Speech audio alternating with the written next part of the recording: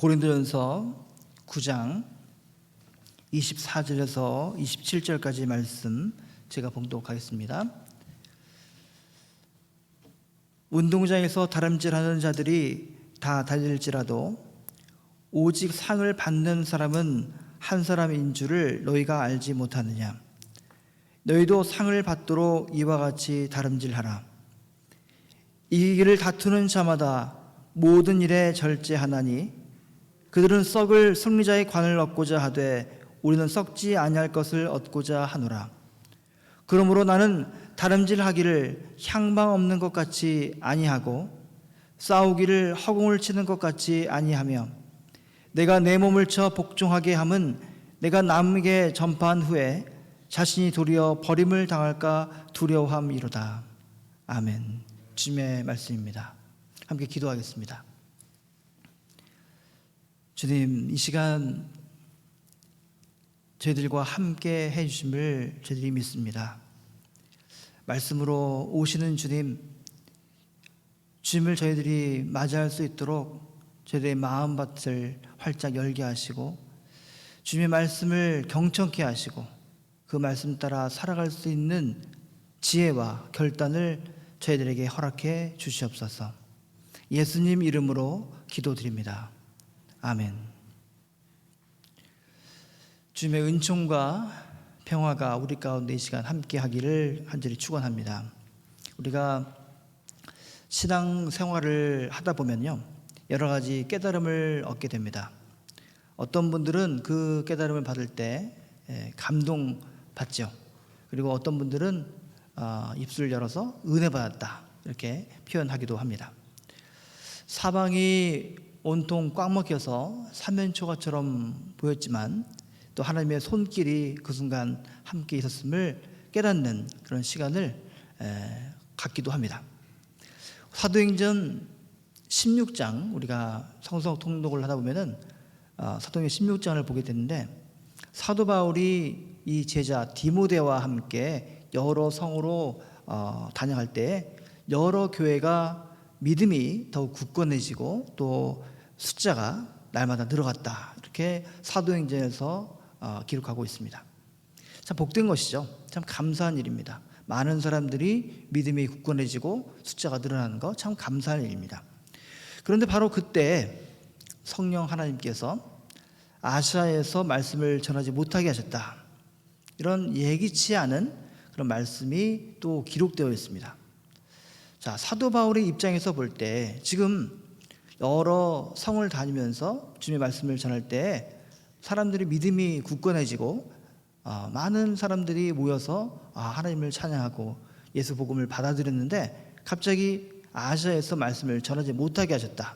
이러한 전혀 예기치 않았던 그런 것이 있으니까 얼마나 당황했을까요? 네, 이해가 되지 않죠.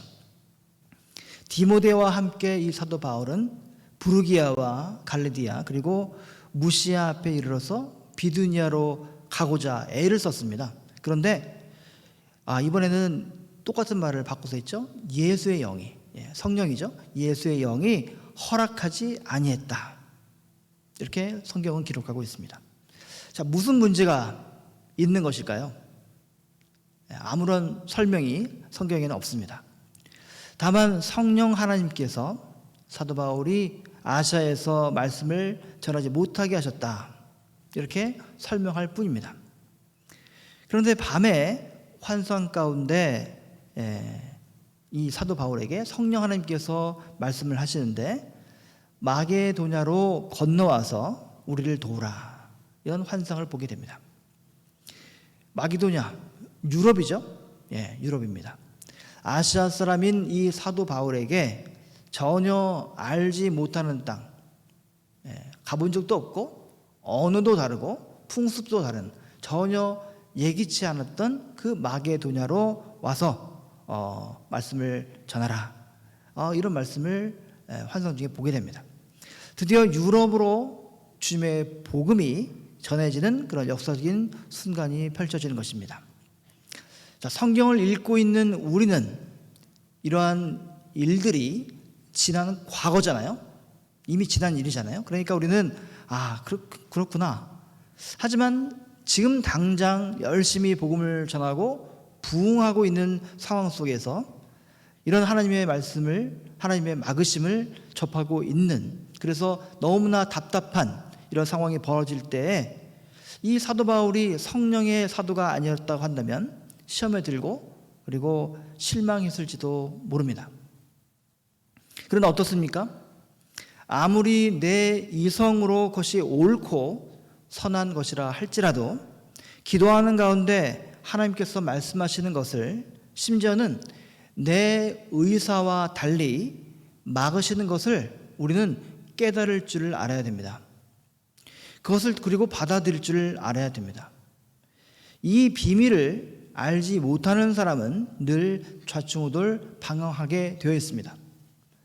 자, 신앙생활에 대해서 아무런 고민과 그런 반성을 하지 않는 사람 아무도 없습니다.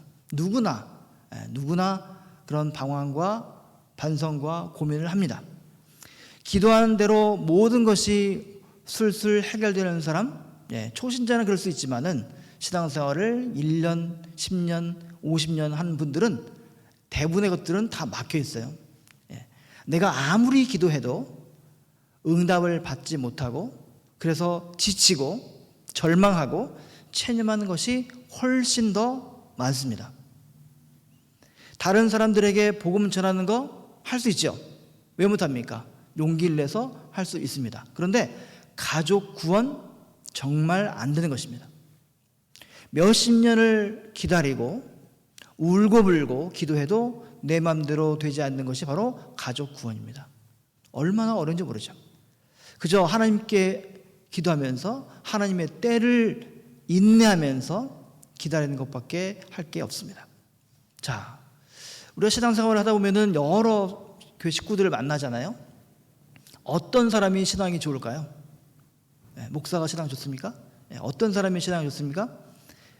그것은 죄를 많이 저지르고 회개한 사람, 이런 사람이 가장 신앙이 좋습니다. 죄를 많이 지을수록 하나님의 은혜가 큰 법입니다. 그렇다면 어떤 사람의 신앙은 반대일까요? 어떤 사람이 신앙이 반대일까요? 그것은 자기 자신이 죄인이라는 그 현실을 잊어버린 사람입니다. 깨닫지 못하는 것이죠. 하나님께 빚졌다는 그 사실을 잊어버린 사람이 바로 신앙에 문제가 있다, 이것입니다. 그 누구를 만나고 말이죠. 아무리 내가 목사고 내가 직분자라 할지라도 이만하면 되지 않았나 하는 순간, 그것은 신앙에 문제가 있는 것이죠. 열심히 예배하고 열심히 기도하고 열심히 성경 읽고 열심히 봉사해서 이만하면 됐고 이제 나는 하나님께 상 받겠다, 이런 기대를 갖고 있는 사람이 바로 신앙에 있어서는 꼴찌인 사람이다, 이것입니다. 오히려 1년에 몇 번 교회를 오지 못해서 늘 하나님께 죄스럽고 늘 고개를 숙이면서 예배당을 들어오시는 분, 그래서 기도할 때 눈물만 떨구시는 분들, 이런 분들이 하나님 보실 때는 신앙이 훨씬 좋으신 분이다, 이것입니다. 10,000달란트를 빚졌다가 탕감받은 사람이 고작 1달란트를 내가 하나님과 교회에 갚았다고 해서 의시될 수는 없는 법입니다. 신앙생활에 대해서 우리는 첫 단추를 다시 끼워야 됩니다. 천국에 가서 우리 상 받죠? 네, 틀린 말 아닙니다. 하나님 나라를 우리 인간의 언어와 상상할 수 없기 때문에, 그것을 표현할 수 없기 때문에 예수님께서는 항상 비유로 말씀을 하셨고, 그래서 상을 받는 걸로 교회가 가르친 거 아닙니까? 그런데 이를 확장해서 상을 받는 것이 뿐만 아니라 상을 차별적으로, 누구는 큰 상, 누구는 작은 상, 이렇게 차별적으로 받는다라고까지 상상을 하게 되었습니다. 하나님 나라에 높낮이가 생긴 것이죠. 목사니까 저기 높은 자리에 천국 가서 앉고, 평신도니까 나는 저기 낮은 자리에 앉게 됩니까? 천국에 가서 누구는 호화주택에 살게 됩니까? 천국에 대한 완전한 오해입니다. 왜곡이죠.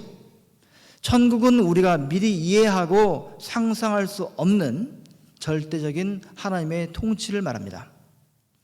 신자들이 이렇게 천국에 가면은 상을 차별적으로 받게 된다, 이런 차별적인 상급론을 매력적으로 느끼는 이유가 있죠. 하나는 보상심리가 있는데, 이 보상심리가 우리의 인간적인 욕망이다 이것입니다. 공부 잘하면 좋은 데 가고 열심히 일하면 돈 많이 벌고, 이런 보상심리가 우리는 있죠. 남보다 내가 더 낫다는 것을 확인하고 싶어 합니다. 경쟁을 통해서 만족도 얻죠. 신앙생활에 보상을 받고 싶어 합니다. 이런 욕망이 이제 천국에 대해서 생각하는 것까지 미치게 된다는 것이죠. 자, 또 다른 하나는 이러한 차별적인 상급론에 대해서 정당화하는 성경 구절이 있다라고 그냥 믿어버리는 것이죠. 오늘 구절이 그런 겁니다. 오늘 구절이. 그러나 성경 구절을 그렇게 내 마음대로 해석해 버리는 것은 순진한 믿음이긴 하지만은 올바른 믿음이 되지는 않습니다. 위험한 것이죠. 조심해야 됩니다. 오늘 말씀 구절을 한번 보십시오. 사도 바울은 우리 신자들의 삶을 다름질, 달리기, 러닝이라고 비유로 말씀했습니다. 달리기 한번 생각해 보십시오. 예선과 결선을 거쳐서 1등 한 사람 뽑습니다. 그 선수가 상을 받죠. 바울의 편지를 받아볼 그 고린도 지역, 이런 육상 경기가 많이 있었습니다. 고린도 교회 신자들은 이 사도 바울이 이런 비유를 말할 때 아주 쉽게 이해했습니다. 이해하기 쉽게 하기 위해서 달리기로 설명했으니까요. 자, 바울의 이야기는 그러나 우리가 생각하는 것처럼 천국 상급과는 아무런 상관이 없습니다. 그것은 다름 아닌 구원에 관한 이야기를 하고 있는 것입니다. 이 이야기의 결론을 사도 바울은 27절에서 이렇게 말하고 있습니다. 내가 내 몸을 쳐 복종하게 함은 내가 남에게 전파한 후에 자신이 도리어 버림을 당할까 두려워함이로다.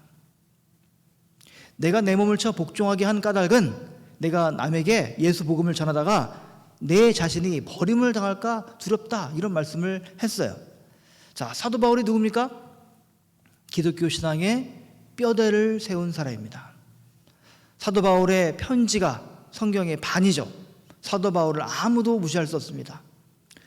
자, 제가 2005년에 미국에 신학 공부를 더 하기 위해서 뉴욕 왔을 때 저희 교회 대전 한신교회 담임 목사님께서 축복 기도를 했던 기억이 납니다. 사도 바울과 같은 그런 하나님께서 쓰시는 사람이 되라, 이렇게 축복 기도를, 어마어마한 기도를 한 것이죠. 축복입니다. 감당하기 어려운 큰 축복의 기도를 하셨습니다. 자, 이처럼 사도 바울은 신학적으로 매우 탁월할 뿐만 아니라 신앙적인 경험과 선교의 열정이 아주 뜨거웠던 그런 분이셨습니다. 자, 신학적이면서도 매우 신비주의적인 그런 신앙이 뜨거운 분이죠. 그런데 이 유대교의 열렬 기독교인들이죠. 그러니까 예수님과 함께 했던 사람들입니다. 사도 바울은 예수님을 한 번도 만난 적이 없어요. 다메섹 도상에서 부활하신 예수님을 그냥 소리로 환상 가운데 들었던 것이죠. 그런데 직접 예수님과 함께 밥을 먹고 잠을 자고 활동했던 그런 유대교의 열렬 기독교 신자들, 이들이 사도 바울 보면서 네가 무슨 신자냐, 네가 무슨 사도냐, 이렇게 심각하게 공격을 했습니다. 그럴 때 이 사도 바울은 거기에 타협하지 않고 자신의 신앙의 입장을 그대로 유지할 정도로 의지력이 대단했던 분입니다. 자, 이렇게 볼 때 이 사도 바울이 구원에 대해서 내가 제외될까, 구원에서 탈락될까 걱정했다는 것은 우리가 잘못 오해하고 있는 것입니다. 여러 번 제가 말씀을 드렸죠. 우리 모두는 이미 구원받은 사람입니다. 구원에서 탈락되지 않습니다. 이미 구원받은 사람이에요. 사도 바울이 지금 구원에서 탈락된다라고 염려하는 게 아니다 이것입니다. 오히려 그는 기독교 신앙의 본질이, 즉 구원이 무엇인지를 제대로 알고, 그래서 고린도 교회 신자들에게 이것을 말씀하고 있는 것입니다. 달리기 한번 잘 보십시오. 출발을 먼저 하면은 부정행위죠. 다시 뛰라고 하죠. 자, 출발을 먼저 했다고 해서 그 사람이 1등 되는 거 아닙니다. 승리하는 거 아닙니다. 마지막까지 최선을 다하는 사람만이 승자가 되는 것이죠.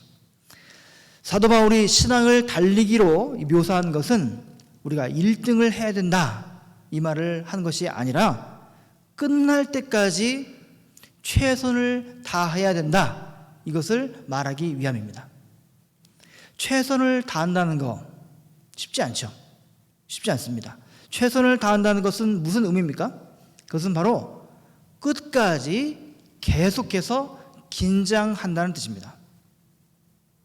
그러나 사람은 편하게 살고 싶지 긴장하려고 하지 않습니다. 여러분들은 혹시 구원을 자격증이나 무슨 티켓 정도로 생각하는지 모르겠습니다. 그런 분 혹시 있을지 몰라요. 구원에 대한 확신이 강하죠? 내가 세례받았고 예배드리고 기도하고 봉사하고 교회에서 직분을 받았다는 사실로 인해서 내가 구원받았다 이것을 확신합니다.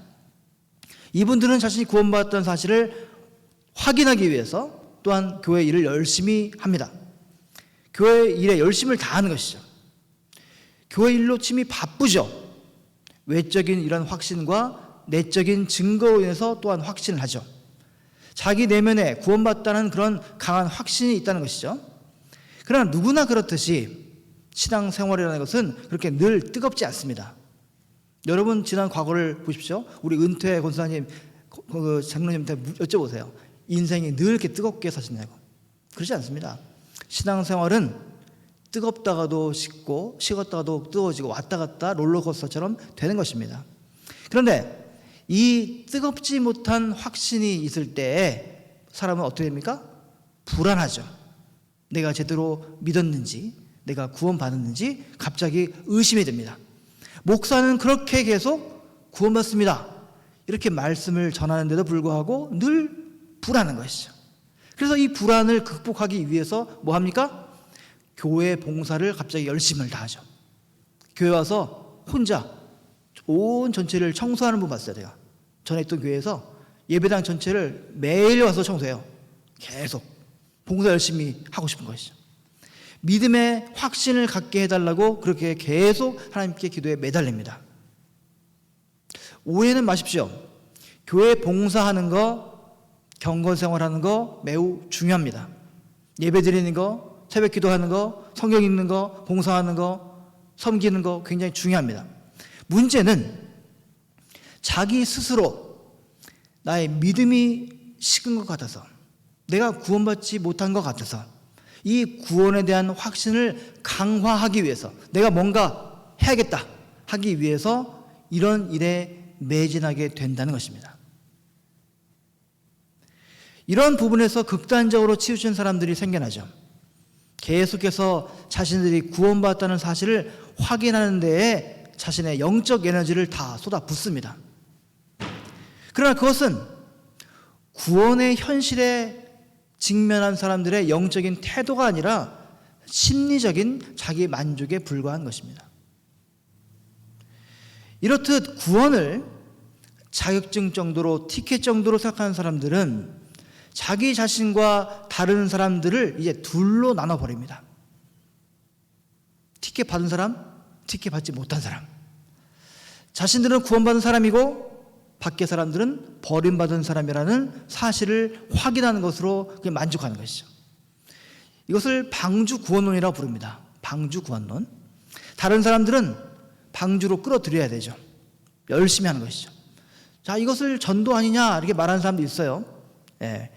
일리 있습니다. 전도해야 되는 것이죠. 중요합니다. 예수가 그리스도라는 사실을 그렇게 해야 되죠. 그런데 그런 것을 말과 삶으로 살아내야 되는 것이죠. 그러나 이 전도가 단순히 교회 밖의 사람을 교회 안으로 데려오는 것이 전부냐? 그렇지 않습니다. 하나님의 구원 경륜이라는 것은 우리가 생각하는 것보다 훨씬 더 거대한 것입니다. 우리는 그런 방식으로도 하나님의 구원을 완벽하게 규정할 수 없습니다. 하나님의 구원에 대해서 얼마나 많은 신학자들이 책을 썼겠습니까? 얼마나 많은 사람들이 논문을 썼겠습니까? 그런데 그 하나님의 구원을 완벽하게 규정했다라고 아무도 말하지 않습니다.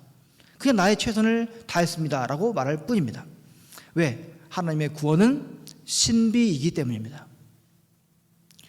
구원을 달리기로 인식하는 사람은 이제 남의 구원이 아니라 바로 자기 자신의 구원에 매진합니다. 보십시오.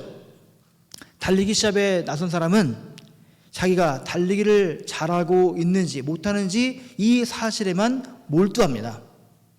다른 사람이, 옆라인에 있는 사람이 잘 달리고 있는지 못 달리고 있는지 관심을 한번 갖게 되면은 자기가 달리기를 잘할 수가 없습니다. 달리면서 자꾸 옆에 있는 사람, 뒤에 있는 사람 쳐다보면은 달리기를 망칩니다. 망치죠. 프로 선수들 보십시오. 육상 선수 보십시오. 옷도 구별해서 입고 숨 쉬는 것도 절제하고 훈련해서 자리에 임합니다. 사도 바울은 그래서 빌립보서 2장 12절에서 이렇게 말씀하고 있습니다. 그러므로 나의 사랑하는 자들아, 너희가 나 있을 때뿐 아니라 더욱 지금 나 없을 때에도 항상 복종하여 두렵고 떨림으로 너희 구원을 이루라. 너희 구원을 이루라. 자, 구원을 이루어 가려고 하는 사람은 이제 다른 사람에게 신경 쓸 틈이 없다는 것입니다. 많은 신자들이 남에게 신경을 씁니다. 다른 사람이 혹시 구원받았나? 저 천국 가겠나? 이런 말을 많이 하게 됩니다. 한인 이민교회도 마찬가지예요. 우리 교회는 완벽하고 미국 사람들이 섬기는 교회는 좀 뭔가 모자란 것 같고 구원을 받겠나 싶은 생각을 합니다. 그렇지 않습니까? 온 세상을 내가 구원하겠다고 그런 생각을 하면서 나섭니다. 그러나 너희 구원을 이루라. 두렵고 떨리는 마음으로 너희 구원을 이루라. 이런 사도 바울의 말씀을 우리는 깊이 묵상해야 됩니다.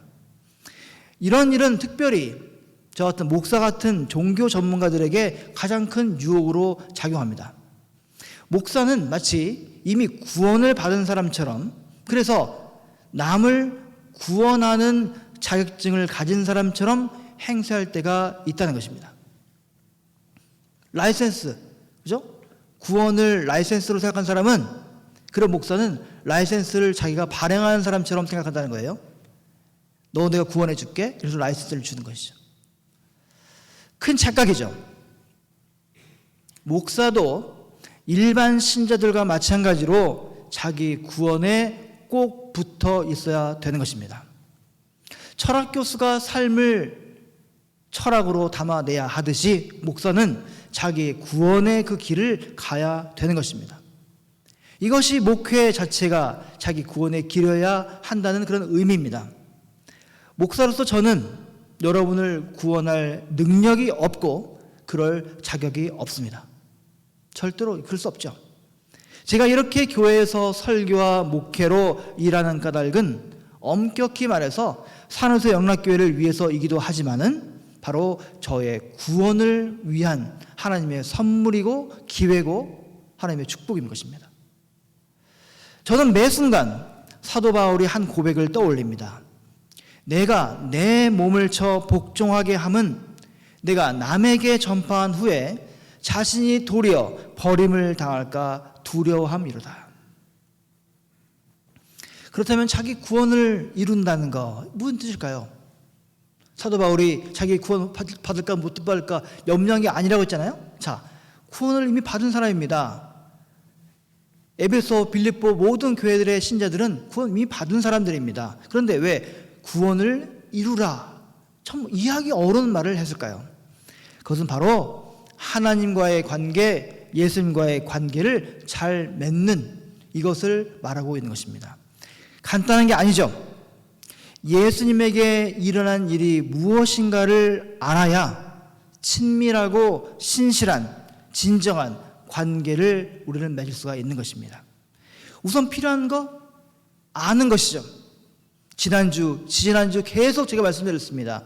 하나님을 아는 거, 하나님이 기뻐하시는 일을 아는 거, 바로 하나님을 알고 예수님을 아는 거 필요합니다. 여러분은 예수님에 대해서, 하나님이 예수님을 통해서 행하신 그 구원 사건에 대해서 이미 잘 알고 계십니다. 이미 알고 계시죠? 자, 하지만 여러분이 기초적인 것을 아는 것과 더 깊이 아는 것은 다른 것입니다. 초등학교 산수만 알아도 세상 사는데 큰 불편 없을 수 있습니다. 하지만 수학의 세계에 들어가려면은 초등 산수로서는 안 되는 것이죠. 대충 알고 적당하게 신앙생활을 하면 되지, 목사처럼 어떻게 내가 예수님을 깊이 알 수 있느냐, 신학자 되라는 말이냐, 이렇게 생각할 분들도 있습니다. 물론 여러분들 전문적인 신학 공부할 필요 없죠? 없습니다. 모든 사람이 의사가 될 수 없는 것과 마찬가지입니다. 하지만 여러분, 의사가 되지 않는다고 하더라도 몸과 건강의 원리에 대해서는 깊이 알면 알수록 좋은 것입니다. 여러분, 우리 예배 끝난 다음에 우리 다이닝공원에 가면은 그룹별로 앉잖아요. 그룹별로. 우리 사랑구역, 소망구역 분들은 얘기를 하다 보면은 많은 부분이 건강 얘기하십니다. 건강 얘기. 그죠? 건강 얘기합니다. 심장 질환에 대해서, 당뇨에 대해서, 정신 건강에 대해서 말씀 나눕니다. 나쁜 건가요? 아닙니다. 좋은 겁니다. 그 얘기를 왜 합니까? 내가 그렇게 하니 좋더라. 너도 들어볼래? 서로 이야기를 나누면서 건강이 좋아지는 일들을 하는 것입니다. 예수 믿는 사람들이 만나서 뭐 합니까? 하나님 얘기해야 되죠. 예수님 얘기해야 되죠. 교회에 대해서 얘기해야 되죠. 이상합니까? 아니죠. 그 이야기를 통해서 교회가 더욱더 건강해지고 내가 하나님이 기뻐하시는 일을 할 수 있게 되는 것이죠. 자, 사도 바울이 말씀하시는 것처럼 이 구원을 달리기 시합으로 보는 것, 즉 예수님과의, 하나님과의 관계에 집중하는 삶의 태도, 그냥 주어지는 거 아닙니다. 그냥 왔다 갔다 한다고 하면 주일날 설교 듣고 끝나는 것입니다. 교회 왜 오십니까? 유튜브에 몇 목사보다 잘하는 목사님 천지에 있습니다. 얼마나 많은지 몰라요? 그 목사님 들으세요. 굳이 왜 옵니까? 교회에 와서 우리가 어떻게 신앙생활을 하느냐에 따라서 여러분의 신앙이 더 커가는 것이죠. 가만히 있다고 좋아지는 거 아니죠.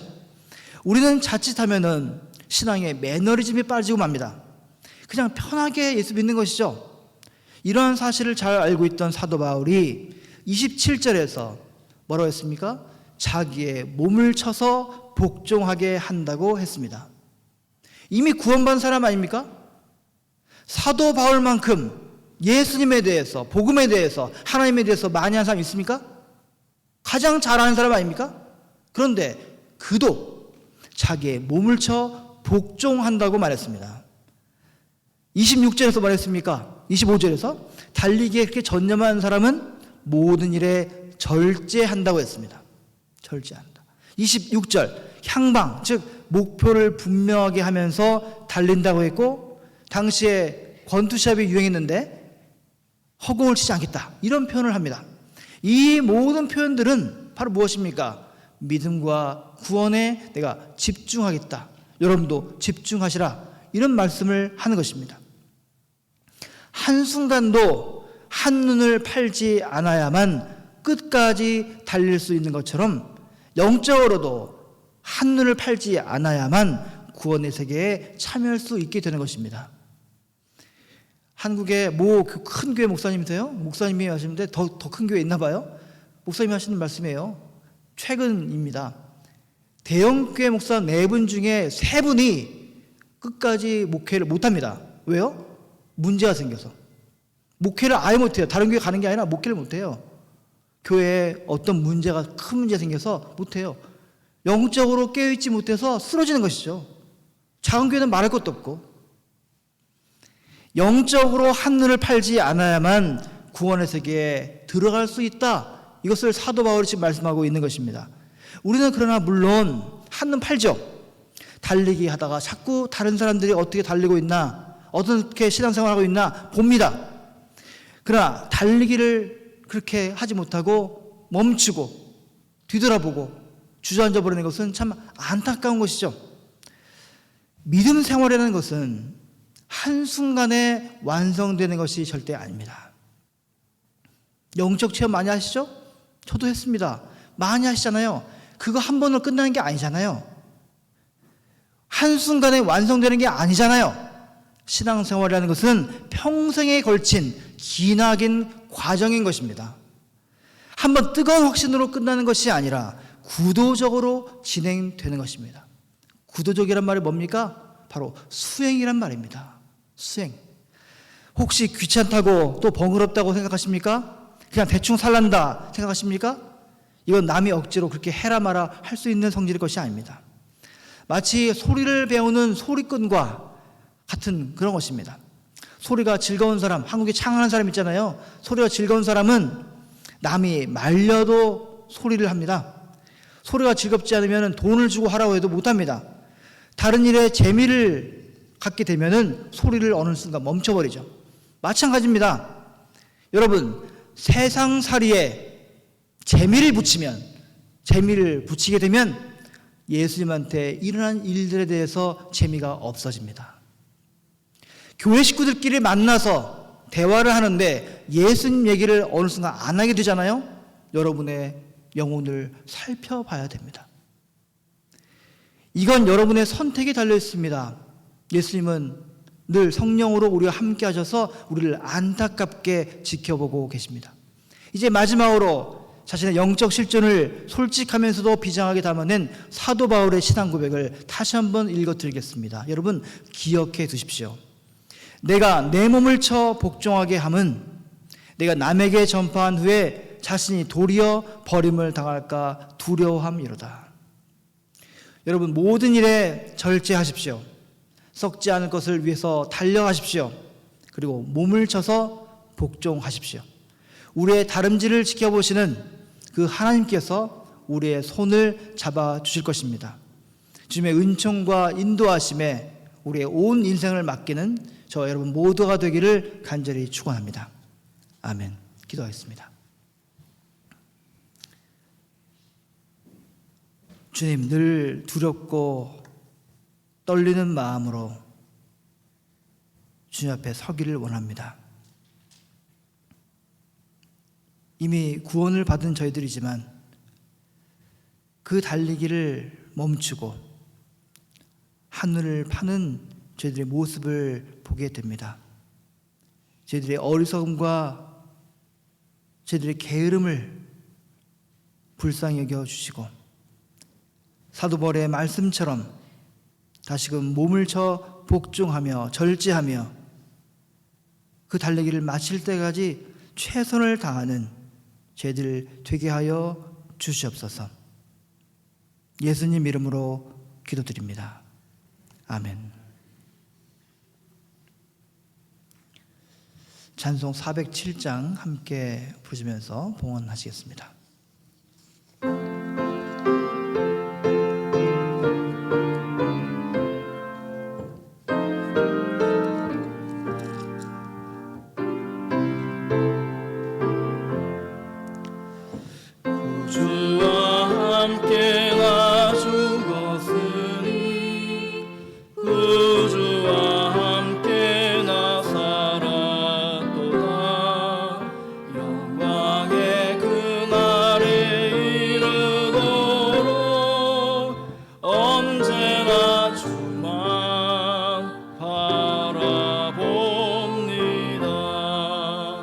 언제나 주는 날 사랑하사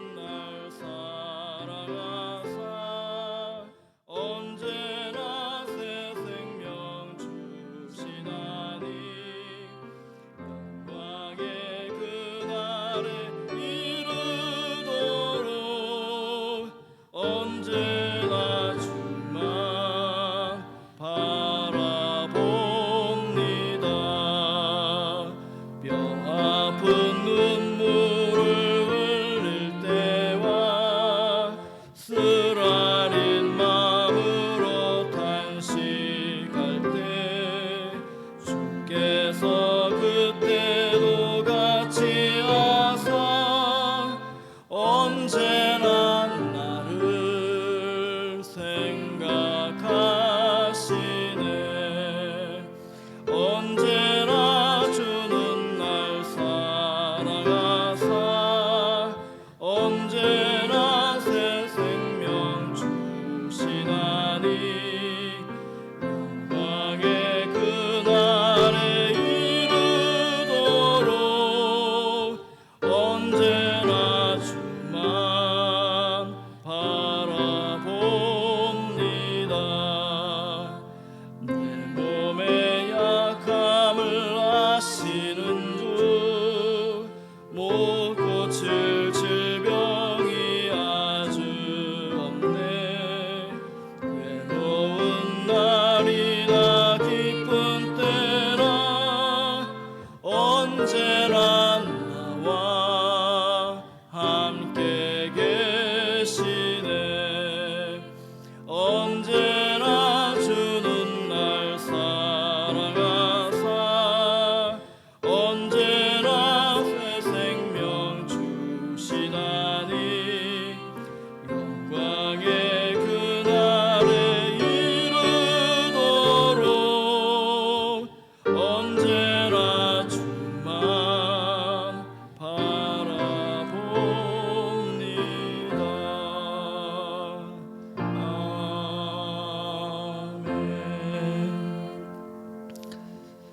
주님, 한 주간도 주님의 은혜 가운데 살게 하셨습니다. 저희들의 약함과 저희들의 어리석음을 잘 아시는 주님, 저희들을 붙드셔서 주님의 은혜로 살게 하셨음을 이 시간 고백합니다. 이 시간 저희들 주님의 은혜를 감사하며 처음 것을 올려드립니다. 감사의 예물을 올려드립니다. 또한 상한 심령을 올려드립니다. 주님 받아 주시옵소서. 저희들을 주님의 복으로 채워 주시옵소서. 날마다 필요한 것으로 풍성히 채워 주시옵소서. 예수님 이름으로 기도드립니다. 아멘.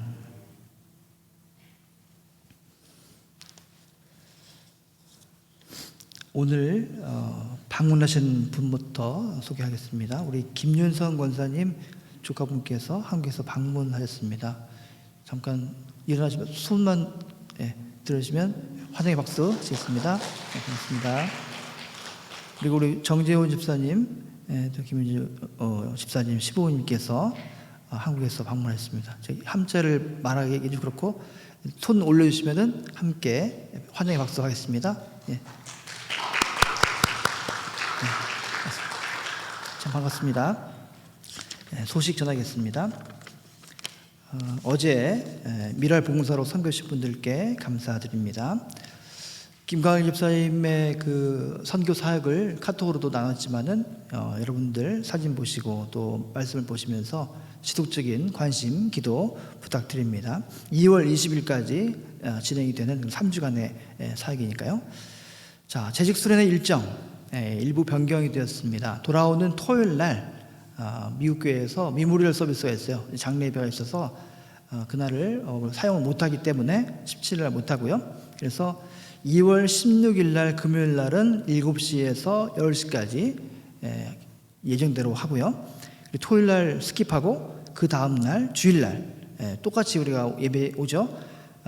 친교를 마친 다음에 급하게 좀 와주시고 오후 2시부터 일단은 4시까지 2시간을 만들어 놨습니다. 2시간 동안 재직 수련회로 함께 하겠습니다. 그럴 때 올해 특히 재직 처음 되신 분들, 집사님들 있죠. 그런 분들은 꼭 참석하셔서 직분이 무엇인지 교회가 무엇인지를 함께 배우고 나누는 시간 가지면 참 좋겠습니다.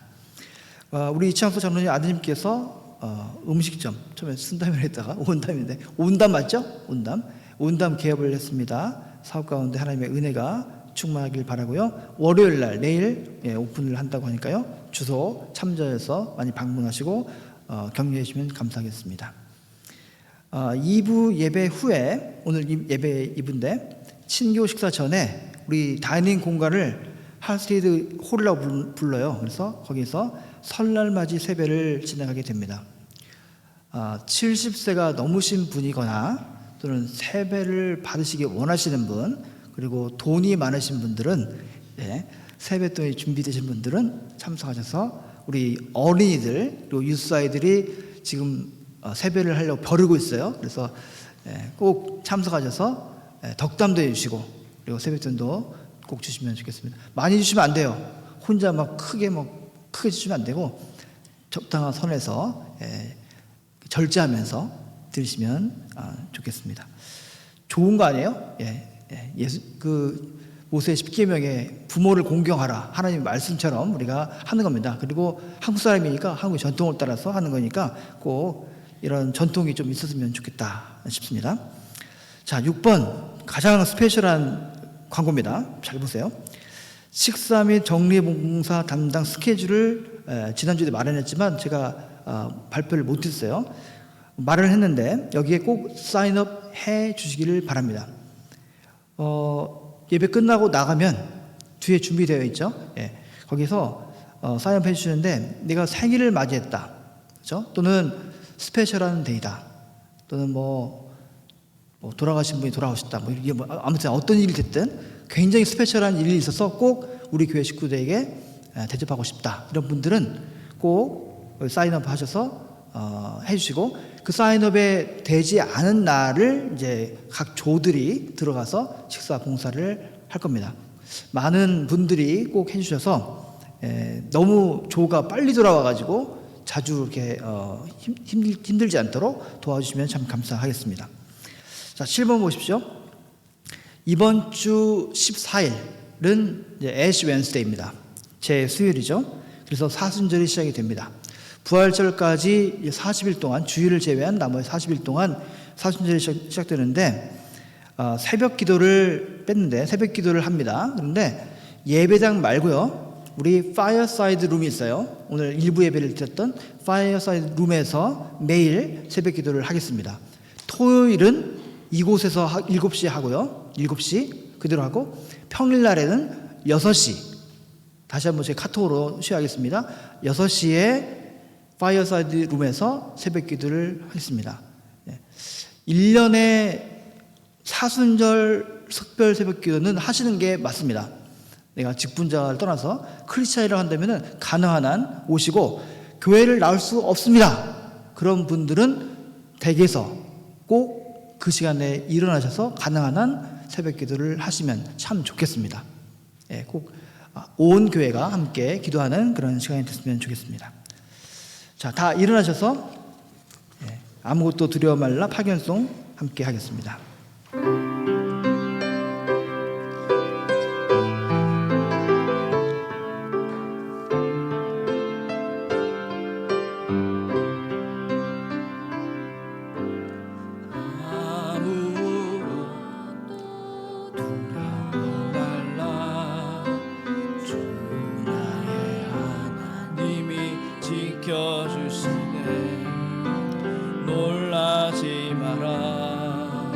겁내지 마라.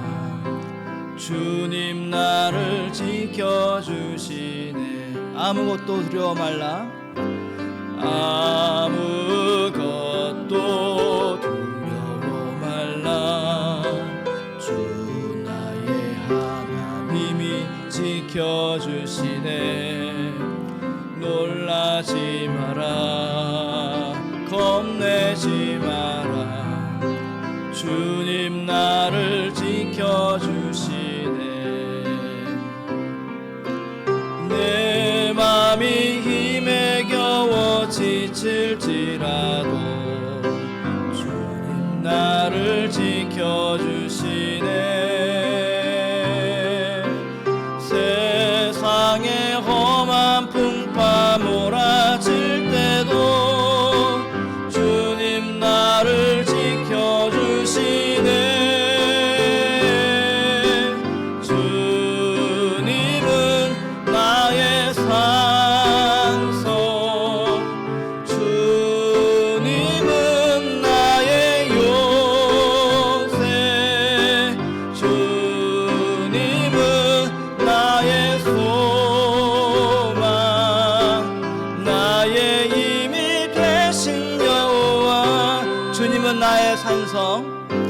주님은 나의 산성, 주님은 나의 요새, 주님은 나의 소망, 나의 힘이 되신 여호와. 기도하겠습니다. 이제는 성자 예수 그리스도의 크신 은혜와 성부 하나님의 극진하신 사랑하심과 성령 하나님의 역사교통 내주하심이 주의 사랑하는 믿음 식구들 가운데, 그리고 이들의 가정과 기업과 일터와 미래 가운데 지금부터 영원토록 함께 하시기를 간절히 축원하옵나이다. 아멘.